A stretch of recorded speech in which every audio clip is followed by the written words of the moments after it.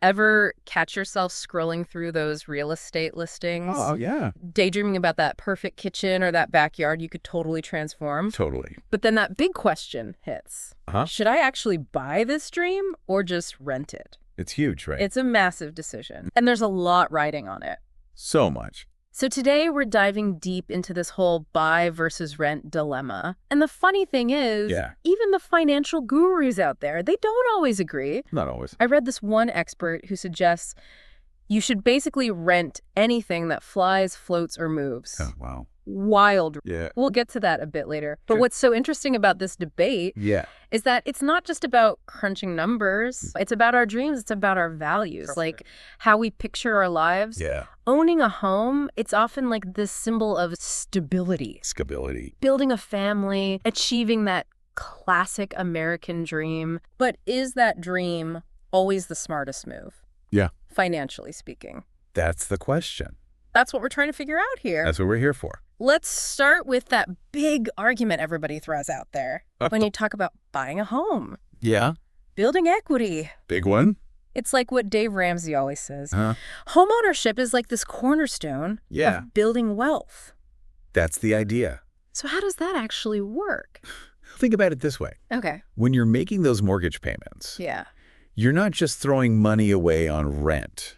Okay. A chunk of it's actually going towards owning like a bigger piece of your property. I see. It's almost like a forced savings plan, you could say. Interesting. Your house is like the piggy bank. So you're building equity. Exactly. But your property could also be increasing in value over time. Potentially, yeah. Who doesn't love to hear that their house is worth more than they bought it for? Oh, absolutely. Now, appreciation is a big plus. Yeah. But it's not guaranteed. Not at all. How much a property goes up in value depends on a bunch of things. So many factors. Location, of course. Huge. But also, like, market trends and the overall economy, too. Definitely. Think about those areas with booming job markets. Not enough housing. Limited supply. Prices go way up. Skyrocket. But in slower markets, yeah, that growth is probably more modest. more stable. Buying does have its perks. It does. But we all know there's another side to every coin, right? For sure. Buying isn't all sunshine and roses. Not always. What's the biggest hurdle for most people? Probably those upfront costs. Ah, yeah. Talking down payment, closing costs, inspections, all those hidden fees. They add up. They add up fast. Suze Orman, personal finance guru, right? That's right. She really hits this point home. Yeah. Warns about underestimating those costs. Absolutely. Leading to big-time financial strain. Nobody wants that. Yeah, nobody wants to start homeownership drowning in debt. Exactly. And remember that freedom we were talking about? Browsing those listings? Owning a home can actually tie you down. In a way, yeah. Geographically, what if your job requires you to move around a lot? Or you love exploring new places? Yeah. Being tied to a mortgage can feel like an anchor. You're not wrong. It's funny, in the Millionaire booklet, Oh, yeah. Grant Cardone jokes, Okay. homeowners are always fixing things. Okay. Renters are always packing. I mean, it's exaggerated, but it highlights the trade-off. For sure. Owning means putting down roots. It does. And speaking of fixing things, Oh, no. maintenance and repairs. Everyone's favorite. Oh, gosh, don't even get me started. Oh, how? Just last month, my washing machine decided to flood my laundry room. Oh, no. Calling a plumber was not how I wanted to spend my weekend, let me tell you. I bet. Unexpected maintenance costs, they're a reality of owning a home. That's the truth. Leaky faucets, malfunctioning appliances. It happens. These things pop up and they can really hurt your budget, If you're not prepared. especially if you're not prepared. It's so crucial to factor these costs in Yes. when you're comparing buying versus renting. Absolutely. Okay, so buying can be a commitment. A big one.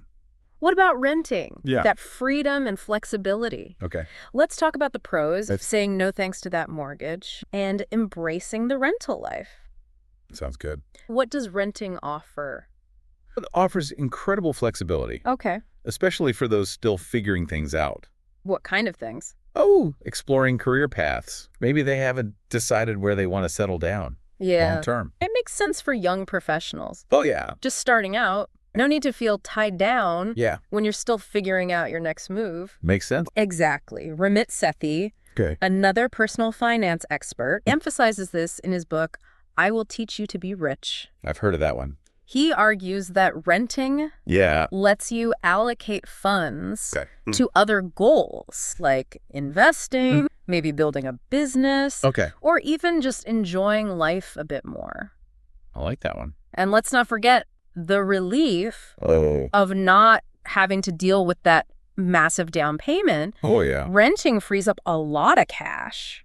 It does. You can use that for travel hobbies. Sure. Maybe finally treat yourself to that avocado toast without stressing over your budget. Nice. And then there's that feeling of not being responsible for every little repair. Yeah. Furnace breaks down. Yeah. Call the landlord. Not your problem. Leaky roof. Nope. Not your problem. Exactly. It's a freedom that many homeowners envy. I bet. Tell me about it. Seriously. Would be amazing to just call someone else for a plumbing emergency. Just once.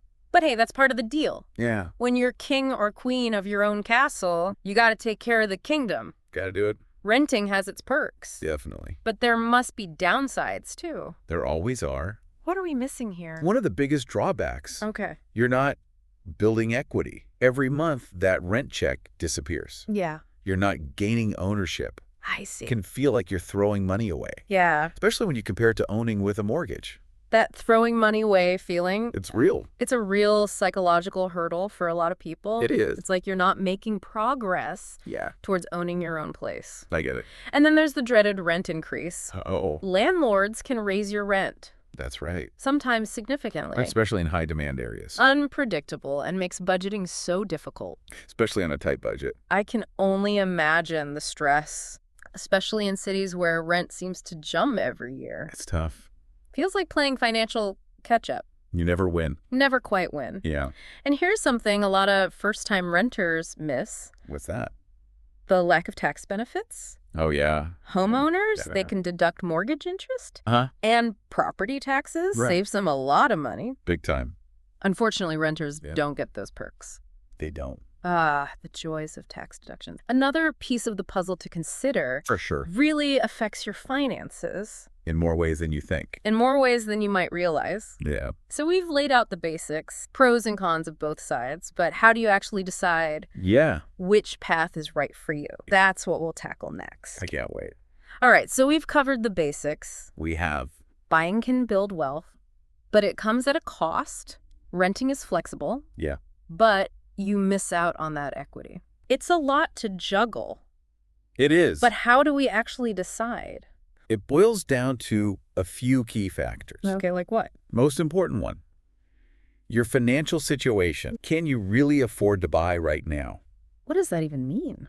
I'm talking about being able to handle it comfortably. Okay. The down payment closing costs, monthly mortgage payments. Yeah. And all those unexpected maintenance expenses. Ah, yeah. Those we talked about. No sugarcoating it? Nope. Got to be real with ourselves about finances. Totally. I was reading David Back's book, The Automatic Millionaire. Okay. He's all about brutal honesty when it comes to money. Excellent. So before you even browse those listings, you got to sit down and crunch those numbers. Don't just consider the purchase price. Think about all those costs. Okay. Property taxes, insurance, potential HOA fees. They add up. It all adds up. You don't want to stretch yourself so thin you can't enjoy life or save for other goals. Speaking of goals, what about your lifestyle? Yeah. Future plans. Mm-hmm. Are you the kind of person who moves every few years? For work or adventure? Yeah. Or are you looking to settle down? Long term. In one place. Makes a difference. That's where that 5-10-year time frame comes in. That's right. If you're planning a major life change in the near future, relocating, starting a family, traveling the world, renting might be smarter. It could be. Because selling a home... Oh, yeah. It's not a walk in the park. Not at all. Time-consuming, stressful, always the risk of losing money. Especially if the market dips. That's true. Renting gives you that freedom to adapt to whatever life throws at you. I like that. And speaking of markets... Okay. We can't forget those external factors. Always at play. Remember the real estate roller coaster? Oh, yeah. Prices going up and down, bidding wars. It's wild. So exciting. But also nerve-wracking. For sure. Mark Ferguson wrote, "Build a rental property empire." Okay. He says timing is everything. Makes sense. Is the market in a frenzy?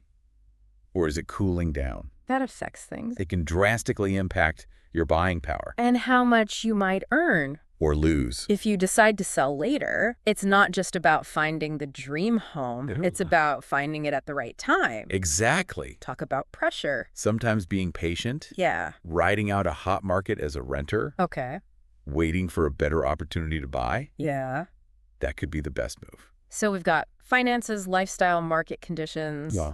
Anything else? One more thing. What's that? Investment strategy. Oh, interesting. Robert Kiyosaki's perspective in Rich Dad, Poor Dad. Okay. Are you looking at this as just a place to live? Okay. Or could it be an income generator? That's a good point. Thinking beyond just having a roof, considering the bigger picture. Exactly. Could you rent out a spare room or a basement suite to help cover those mortgage payments? Possibly. Is it in an area with good rental potential? Down the line. These are all good questions to ask yourself. If you're thinking about building wealth. Through real estate. That's right. It's not just about buying any house. No. It's about buying one that aligns with your goals. Long-term financial goals. This is getting pretty strategic. It is. But that's why we're having this conversation, right? That's why we're here. Breaking down these complex ideas. Exactly. Helping you make informed decisions. That align with you. With my values and goals. Precisely. Now, remember that quote we talked about earlier? Which one?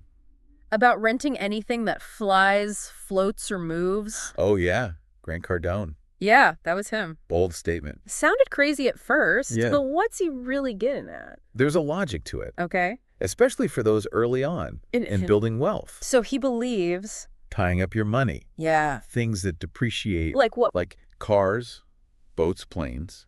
Okay. Can actually hold you back from investing in things that go up in value. They're like businesses or real estate. Even if I could afford a fancy car. Yeah. Might be smarter to rent it. Maybe. And invest that money elsewhere. That's the idea. This is blowing my mind. He's advocating for maximizing liquid assets. It's readily available to put to work. I see. When you're young. Yeah. Earning potential is growing. Okay. Investing wisely can make a huge difference. Long term, I bet. Absolutely. I'm starting to get it. Good. But hold on. Yeah. We were talking about houses. Does this flies, floats, or moves logic apply to real estate too? It can in certain situations. Like what? If your focus is building wealth quickly. Okay. And you're not ready to commit to a location or lifestyle, renting could be a strategic move. In the short term. Yeah, to maximize your flexibility. So renting as a stepping stone. To eventually own a permanent alternative. It's about aligning your housing choices. Yeah. Your broader financial goals. And where you're at in life. Exactly. There's no right answer. Nope. It's about what makes sense for you. Financially? I mean... My brain is buzzing. I bet. So much to think about. There is. When making this decision. It can feel overwhelming. It does. But that's the exciting part. How? We're thinking critically, strategically about our choices. Instead of just going with the flow. Exactly. Not doing what everyone else does. Well, what's expected. It's about finding the path that's right for me. For your goals. For my values. Not blindly following someone else's idea of success. That's the key. We've covered so much ground today. A lot to process. I'm feeling inspired. Good. But also maybe a little overwhelmed. It's a lot to think about. It is. But that's a good thing. How? It means we're thinking critically. Okay. About these choices. Instead of just going with the flow. Exactly. Or doing what everyone else is doing. Not just blindly following. Someone else's idea of success. That's right. It's about finding what works for me. What aligns with your goals. With my values. Exactly. Which brings us to our final question. Okay. To think about. What is it? What does your ideal life look like? 5 years from now. 5 years. Where do you see yourself living? Okay. Working? Spending your time? Good questions. Does owning a home fit into that vision? Or does renting give you more freedom? That's such a powerful question. Makes you think. Goes beyond the numbers. It does. Makes you consider how this choice, buying or renting, impacts your happiness. Your fulfillment. Maybe your dream life involves travel. Oh, yeah. Launching a business, pursuing passions that require flexibility. That makes sense. Renting might be the way to go. It could be. Allows you to use your money for experiences. Rather than being tied to a mortgage. But maybe you crave that connection. To a community. Putting down roots. Creating a space that's truly yours. Reflects you.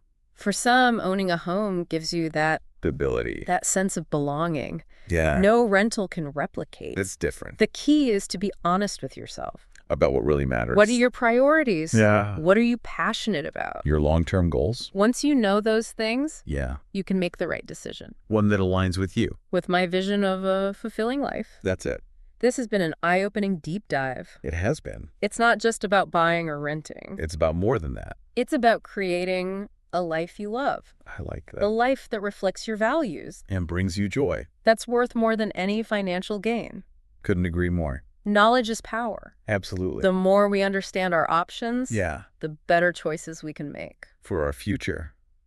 So there you have it, folks. We did. We explored this dilemma. From every angle. Buying versus renting. The pros and cons. Yeah. Everything in between. It's a lot. There's no one-size-fits-all answer. That's right. It's about finding what's right for you. For your circumstance. For your vision for the future. Your unique vision. Keep learning. Keep exploring. And keep building a life that makes you proud. Until next time. Happy house hunting.